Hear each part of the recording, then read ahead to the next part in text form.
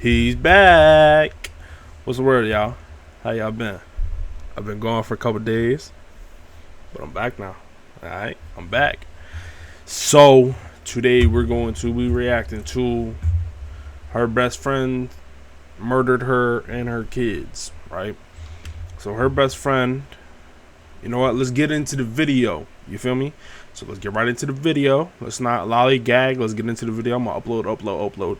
I missed a couple days. I know. I'm sorry. But I've been having some deep thoughts about this content creation stuff.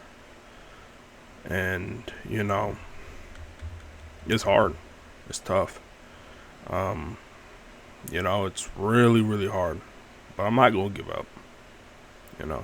Yesterday I had a day. Wasn't feeling it. But the urge in me today, it was like, I got to do it. Didn't feel good yesterday. But we got to get on the grind, man. We got to make it. We got to do what we got to do. Let's get right into it. Yes, sir. All right, come on.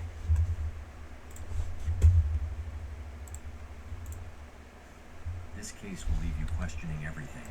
In 2006, Tiffany Hall rushed into a hospital carrying a lifeless newborn, claiming a tragic premature birth. But when doctors wanted to examine her, she refused, raising suspicions. At the same time, the community was gripped by fear as a pregnant woman named Jamela Tunstall and her 3 young children went missing. As investigators dug deeper, they uncovered disturbing truths that no one could have imagined. By the end of this video, you'll be left wondering, what truly drives someone to commit such unthinkable acts? For starters, Tiffany wasn't exactly a newcomer in Jamela Tunstall's life. They had known each other since they were little, calling each other sisters even though they weren't related by blood. Additionally, both girls grew up in the same neighborhood in East St. Louis, Illinois, and had a lot in common. Most people who knew them described them as quiet and a bit introverted, often hanging out together and finding comfort in each other's company amidst the ups and downs of their challenging lives. And boy, did they have challenging lives. Jamela faced a really tough childhood, moving from one foster home to another while trying her best to stay in school. It wasn't easy for her at all, but through the difficulties, she found a sense of belonging with Tiffany. They became close friends, and Tiffany understood Jamela in a way that others didn't. Meanwhile, Tiffany had her own battles to fight. By the time she turned 14, she was already making headlines for all the wrong reasons. She had gotten into trouble with the law and earned the label of a juvenile delinquent for kicking her mother. Her home life was just as chaotic, filled with strict curfews and rules she constantly broke. It seemed like she was always butting heads with her family. In fact, Tiffany's mother, Beverly Cruz, once told the St. Louis Post-Dispatch that Tiffany was quite the handful. She even recounted a wild story about how Tiffany had set their kitchen on fire when she was a teenager. Yet despite everything, both Tiffany and Jamela stuck together, creating a friendship that felt unbreakable. And just like how they found solace in each other, they also shared the experience of becoming mothers. At 16, Jamela welcomed her first child, a son named Demond, in 1999, and then had 2 more kids, Ivan in 2003 and Janella in 2004. Although she struggled at times, like when she lost custody of her kids for disciplining her eldest son with a belt, she fought hard to reclaim her family. After taking parenting classes, she got her children back. So let me get this straight. The world is so fucking weak that people cannot discipline their children now. That's what I'm trying not to get. That's what I don't get, bro. The world is so weak, we can't discipline children. Can't teach children. Can't do anything, right? It makes no sense to me. And why people can't. Boy, McClot. When I was a child, I used to get my ass beat with a belt. That was a norm. You did something wrong that you needed to learn from your mistakes. you got your ass beat. Nowadays, it's all pitter patter and fucking.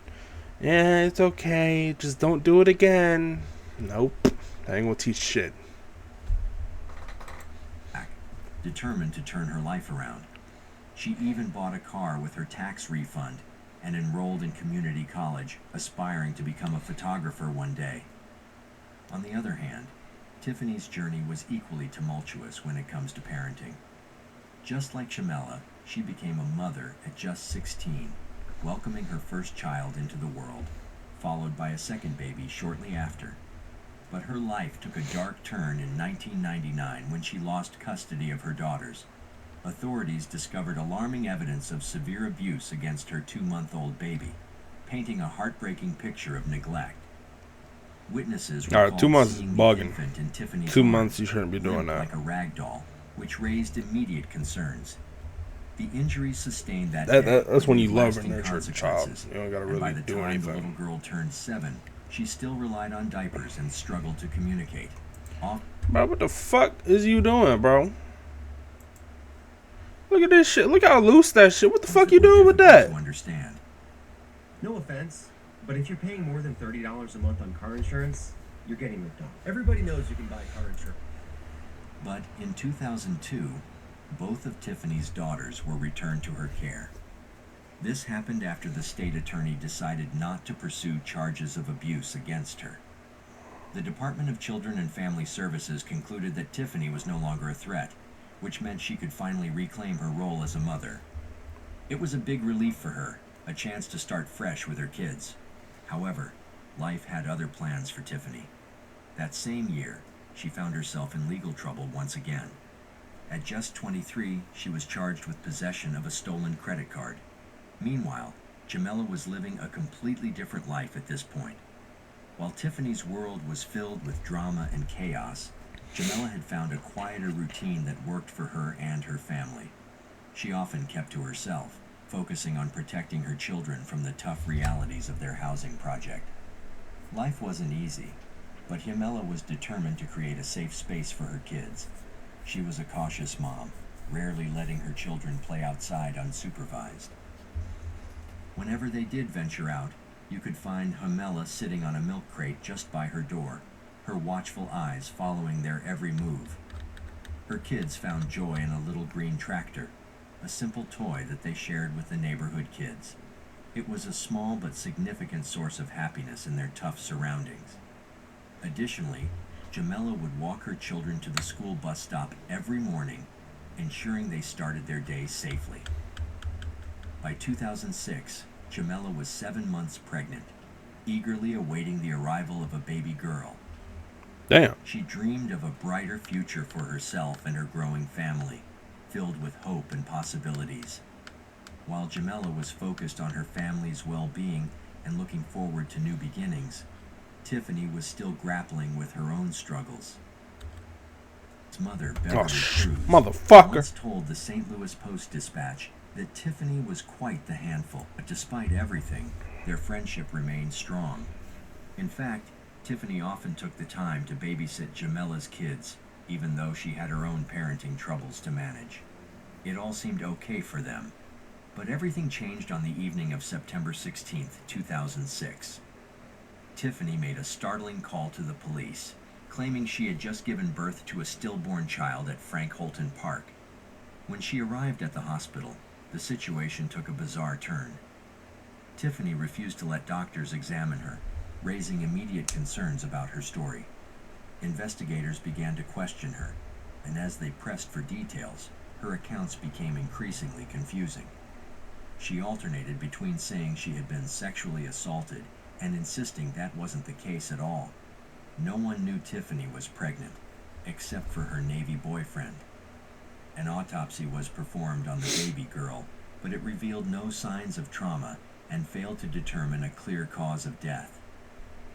After that unsettling night, Tiffany left the hospital, and the lifeless infant was taken to the morgue. What's even more bizarre is that Tiffany went ahead and organized a funeral for the baby she named Tiffany Horn. Just days after her dramatic claims, on September 21st, she held the service, but the event was anything but ordinary. The funeral director couldn't help but notice Tiffany's strange behavior. Just minutes before the ceremony was set to begin, she unexpectedly asked if they could move the funeral to another day so that more family members could attend. This raised eyebrows, especially since only 2 family members showed up, which seemed odd given the circumstances. To make things weirder, Tiffany showed up 2 hours late. That's not something you expect at a funeral, where people usually arrive on time to pay their respects. Among the few who did come was her boyfriend, Keith Horn. He had come back from the Navy just for this service because he believed the baby being buried was his daughter. Meanwhile, everyone was starting to get really worried about Jamela. No one seemed to know where she was, and her friends and family were feeling more anxious by the minute. They tried calling her, sending messages, and reaching out on social media, but nothing came through. It was like she had just vanished into thin air. By the way, I post true crime and new cases here every day. He couldn't just sit around doing nothing. He had to protect Jamela and figure out the truth behind Tiffany's shocking confession. Without wasting any time, he grabbed his phone and dialed the police. The police wasted no time in finding Jamela's body, which had been missing for 6 long days. When they discovered her in high weeds near Tiffany's home, it sent shockwaves through the community. To make the situation even more chilling, they found a pair of scissors lying near her remains. This led to Tiffany's arrest that same night. While in custody, she began to share the horrifying details of what had happened almost a week ago, the day she delivered her baby girl. Earlier that day, Jamela, who was 7 months pregnant, had been casually hanging out with Tiffany at her mother's home in Belleville. But things took a dark turn when Tiffany struck Jamela over the head with a table leg, What the hitting her fuck? repeatedly until Jamela became unconscious. Once Jamela was down, Tiffany took the situation to an unimaginable level. She bound Jamela's hands and feet with duct tape, ensuring she couldn't escape. At one point, Jamela regained consciousness and desperately tried to wriggle free from her restraints. But Tiffany, now completely unhinged, struck her again and taped her mouth shut to silence her cries for help. Then Tiffany dragged Jamela's lifeless body into the bathroom. How often do you think about your poop? Now, some people think about their poop a lot. What the fuck? Others, not so much. Poop. Did you know that In a chilling moment, Tiffany cut open Jamela's stomach with scissors in a desperate attempt to take the baby from her womb. Tragically, Jamela was still alive during this horrific act, but she lost an enormous amount of blood and eventually succumbed to her injuries. After committing such a monstrous crime, Tiffany tried to cover her tracks. She wrapped Jamela's body in a shower curtain and transported it to a weedy, vacant lot behind her house, where she dumped it like garbage. What's even more unsettling is that Tiffany had been planning this for weeks. Just a week before Jamela's murder, she had purchased items for a makeshift birth kit, scissors, alcohol, and a bulb syringe. To make things even more twisted, she had been pretending to be pregnant, hoping to lure her boyfriend Keith home from the Navy under false pretenses. When the news hit that Jamela had died and Tiffany had been arrested, it horrified both their families. Both mothers were left reeling, struggling to comprehend the tragic turn of events. Just when everyone thought things couldn't get worse, another dark cloud loomed over the community. Jamela's 3 children were missing, and nobody knew where they were. The following day, Friday, September 22nd, the police sprang into action. They headed straight to Jamela's apartment, hoping to find photos of the missing kids to share with the media, hoping someone would recognize them and help bring them back. Jamela's partner, Ivan Collins, had already been questioned, and the police needed more information from him. While the police were piecing together the timeline, they learned that Tiffany's daughters were safe, but Jamela's kids were still unaccounted for.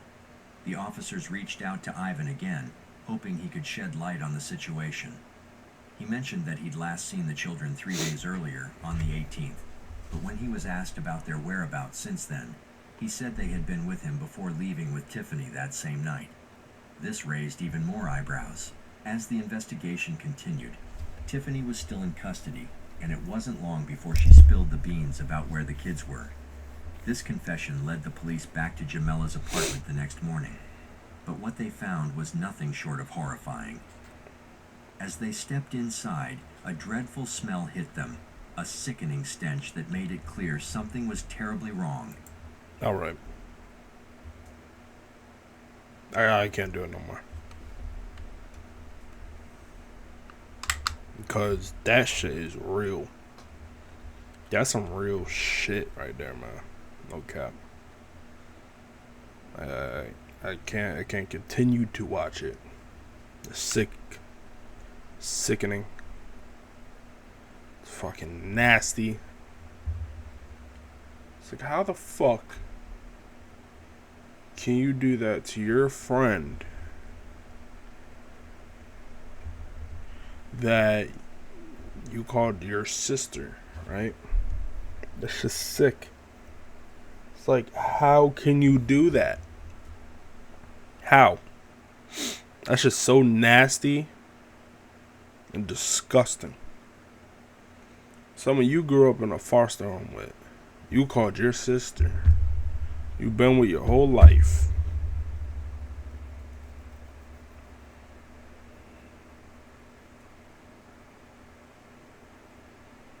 That's just, oh my gosh. That's just sick, bro. It's like, how can you process your day? But like, yeah, today I'm gonna choose to kill my best friend. I call my sister and her kids and try to blame it on my boyfriend that's in the Navy, right?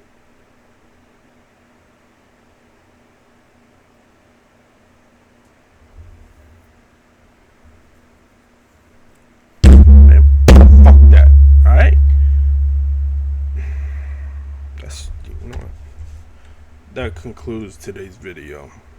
If y'all like it, like, comment, and subscribe. Or your mama, she might be on my phone.